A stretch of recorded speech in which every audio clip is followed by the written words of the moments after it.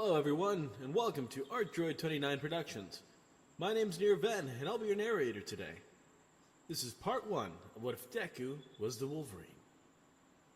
We start this tale in a kindergarten playground, where a small group of children were bullying a single child, cornering him against a wall as they would throw stones at him. Stop it, Kachan! What's the matter, Deku? You gonna cry? Well, just use your quirk to fight back. Oh, right, you don't have a quirk. It's just a Deku. A weak, useless, pathetic Deku! The children continued to throw their rocks at the outcast, many small cuts and bruises forming all across his body. The boy begged them to stop. Who was he to end their fun? Stop it, please!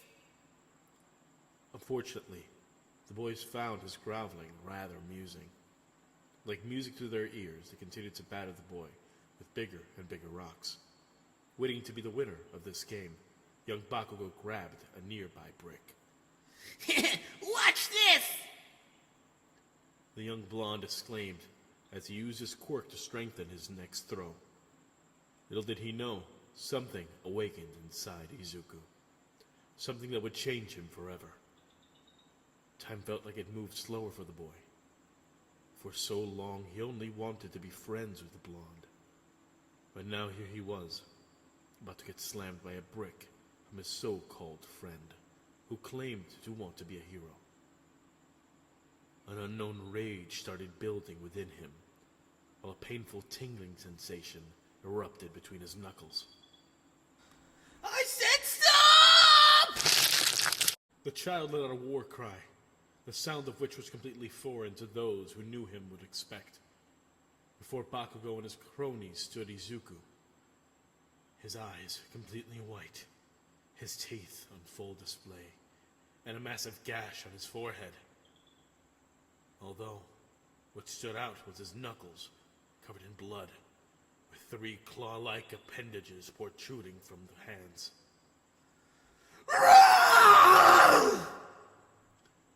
The child charged towards his tormentors, swinging his arms around, attempting to hurt the other children who were lucky enough to climb up a tree, before the rage-fueled boy could reach them with his newly acquired claws. Nearby adults had done everything they could to calm Izuku down.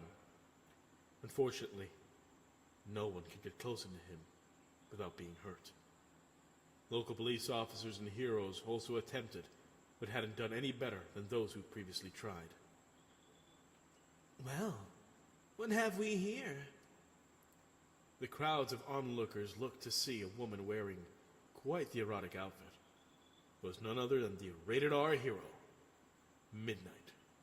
The first and only person to get her attention was one of the police officers on the scene. Oh, thank God, Midnight! We thought we were sitting ducks! What's the situation? Apparently the kid went berserk and chased the other kids into those trees. Anyone even tries to get up just ends up getting cut. We're going to use tranquilizers. We were told to hand back until cavalry arrived. I'm assuming that's you. You got that right. Don't bother with those tranquilizers. I can handle the boy.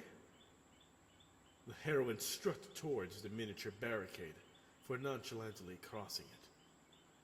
Well, I'm used to driving the boys crazy, but never thought I'd encounter one who did so before I even showed up. Okay, little boy, it's time you had a nap. Children these days, no manners. Izuku charged towards the hero, attempting to slash at her with his claws. Only to everyone's surprise, she dodged all of his attacks effortlessly. Well, you're quite the little animal, aren't you? Let's get this over with. Midnight pulled up her sleeves as a cloud of purple gas began pouring out of her skin. The gas going up Izuku's nostrils, putting him to sleep almost instantly, as his claws quickly retreated into his hands, creating a blood splatter. Okay, he's asleep. Get the children down to the tree and make sure they're okay. So I better get this feral one to the hospital. On the way to the hospital, the paramedics had concluded that Izuku had simply awakened his quirk. The more pressing matter was the wounds on his hands. However, when the paramedics went to check the wounds, they had already healed, like they weren't even there to begin with. The boy must have had a mutation quirk of some kind. However, no matter how many tests they ran, it always came up with the same result: quirkless.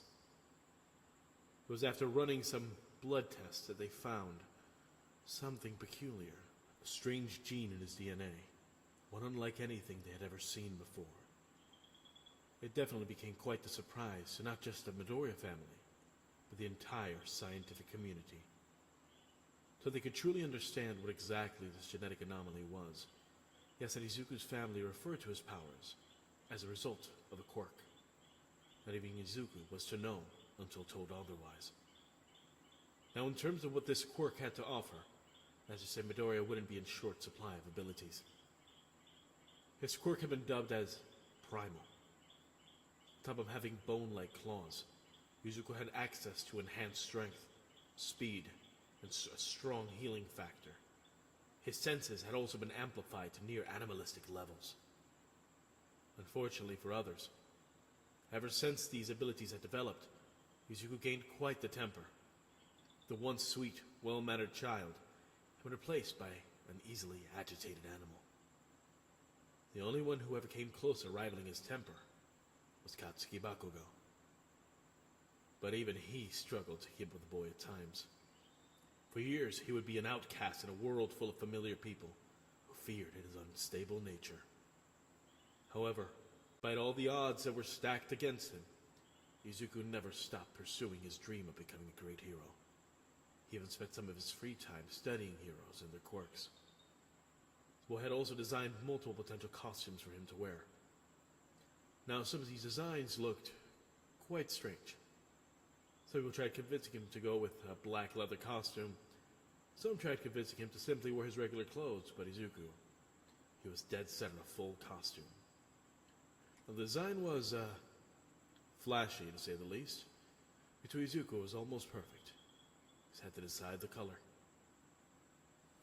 As the boy grew older, his hair became unkempt. His muscles were more toned and, for a strange reason, very hairy. All these factors was making more and more of a recluse.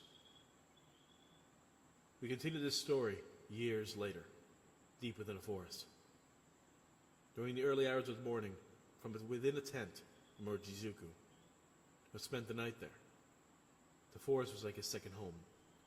Being one with nature and being secluded allowed him to let loose his inner animal without hurting anyone.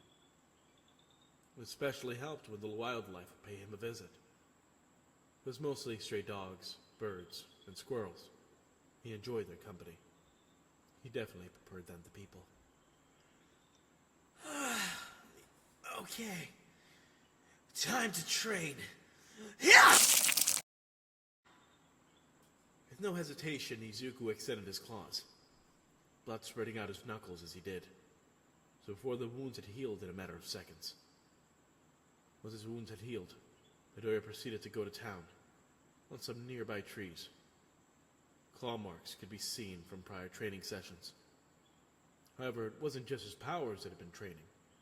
He also been training his body and mind. Underneath his baggy clothes, he tended to wear was a well-built, muscular body, that could make some of the most dedicated bodybuilders blush. However, his shame would be interrupted by a loud bang. That smell. That's gunpowder! Turning towards the direction of the sound, Midoriya began running towards the sound. The way he moved was almost like an animal chasing its prey. But in a way, he was. In a matter of minutes, Izuku came face to face with a group of deer hunters, standing over a dying animal with a bullet wound. Ah, shit, I didn't think anyone else was there. What the hell did you do? Relax, kid. Just doing a bit of honey is all. Now, we know it's not a hunting area, but it's not like we're hurting anyone. Say that to the deer you shot! Hunters took notice of Izuku's claws, which made them nervous enough to tighten their grip on their pistols. Now, boy, don't go doing anything stupid now. I'm gonna give you to the count of 3 to get out of my sight. If you're still healed then, whatever happens next is on you. 1, Maybe we should go? 2. I ain't scared of some pipsqueak. So he's just got claws, we got guns. Izuku had to take only one single step for one of the hunters to accidentally fire his weapon at the boy's stomach. The boy piercing his abdomen, knocking him to the ground. Oh shit! Oh shit! What the hell, man? You just shot a kid! I didn't mean to. The hunters turned to Midoriya's body, only to surprise with the sight that the boy was standing back up, his wound vanishing. 3. Midoriya charged towards the hunters, swiping his hands in a direction, slapping the guns out of their hands, leaving 3 claw marks on their shirts. Run! Hunters fled in direct opposite of Midoriya. However, unbeknownst to them, he wasn't chasing them. In fact, he simply stayed where he was, leaning over the corpse of the deer, whose life was cut short. I'm sorry. I'm sorry. The boy stood up and removed his shirt, for using his bare hands to dig a grave for the creature. Without a shovel, it would have taken Midoriya hours to dig the grave and to refill it. But to someone with his stamina and healing abilities, there was no struggle at all. Later that evening, Midoriya was on his way home, wanting nothing more than to lay down on his bed. Tomorrow was a school day, a day of having to deal with people who annoyed the hell out of him. Everyone in his middle school class didn't know anything but to piss him off. They were loud, they smelled, and almost all of them were full of themselves. And no one else could have been a better example of such behavior than the one person who never failed to piss him off, Katsuki Bakugo. After school, Midoriya was packing up his things, only to be rudely interrupted by Bakugo and his cronies. So, gonna plan a UA? What if I am? Bakugo slammed his hands to Midoriya's desk, creating a small explosion that left behind small scorch marks, before Bakugo had grabbed onto one of Midoriya's notebooks. Do yourself a favor and don't bother. If anyone's getting into UA, it's gonna be me, yeah? Give me back my notebook. You got fur in your ears? Said I don't want you planning UA! And I said, give me back my goddamn notebook.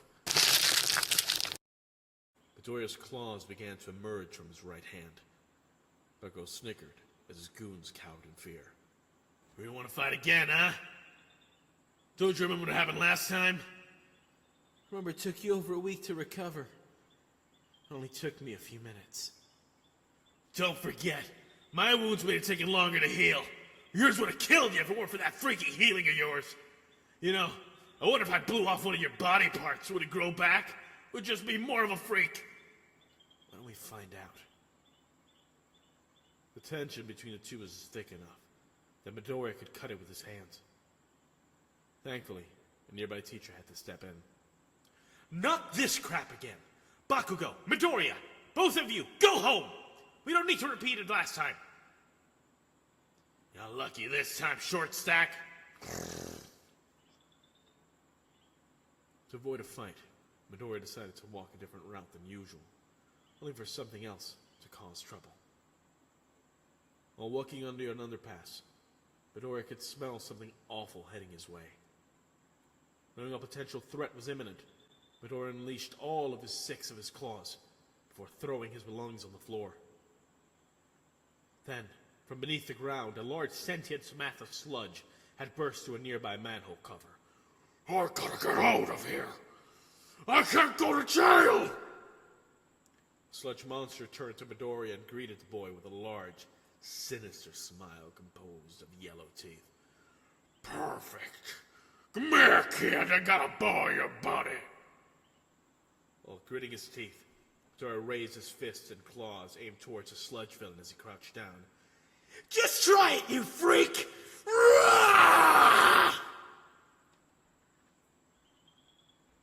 And this is where we shall leave this story for right now. If you enjoyed this episode, please feel free to like, Also, if you're new to the channel, feel free to subscribe so you can keep up with future updates.